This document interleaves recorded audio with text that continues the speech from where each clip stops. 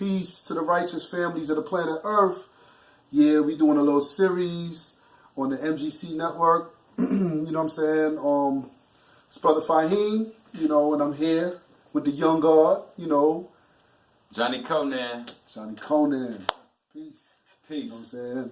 We back, you know, just doing like a little series of bills, you know. We out here, you know, in H-Town, Houston, Texas.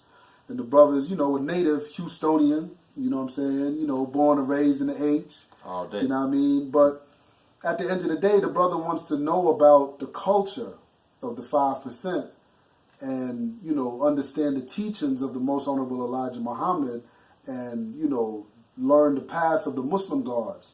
But at the end of the day, you know, I'm explaining to the brother that it's no different from most African cultures and most African traditions that we see.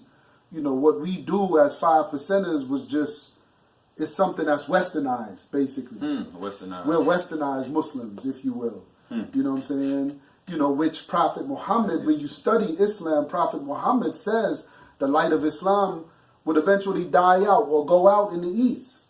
But then he said it would rise in the West in the latter days.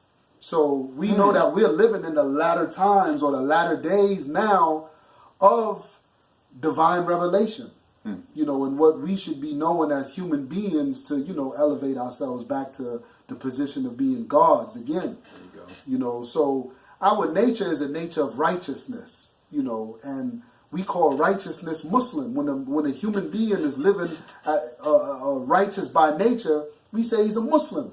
You know, there's nothing that's crazy about that word or anything. When you study the lessons of the 5% Nation, our lessons are called Lost, Found, Muslim lessons. You know, it grows one from a mere man, a Muslim, intelligent individual, one seeking knowledge, wisdom, and understanding, into one who is a supreme God, human being. So other Muslims now may look at us as 5%ers who call ourselves Muslim gods. They would say, oh, astaghfirullah, also that's shirk. Why would they say that, man? Because, well, they say that a human being can't be God. You know, God is not a human being. They say that's impossible. So it conflicts. Well, basically, it conflicts with what the studies in the Bible and in the Quran, or is it a contradiction there or something? Yeah, a big contradiction, but on their part, not on our part, because the Bible and the Quran, nowhere in there does it say God is not a human being. God is not a man. True indeed. In fact, it says the opposite. God is a man. You know, God is a man that he would not lie in the Old Testament.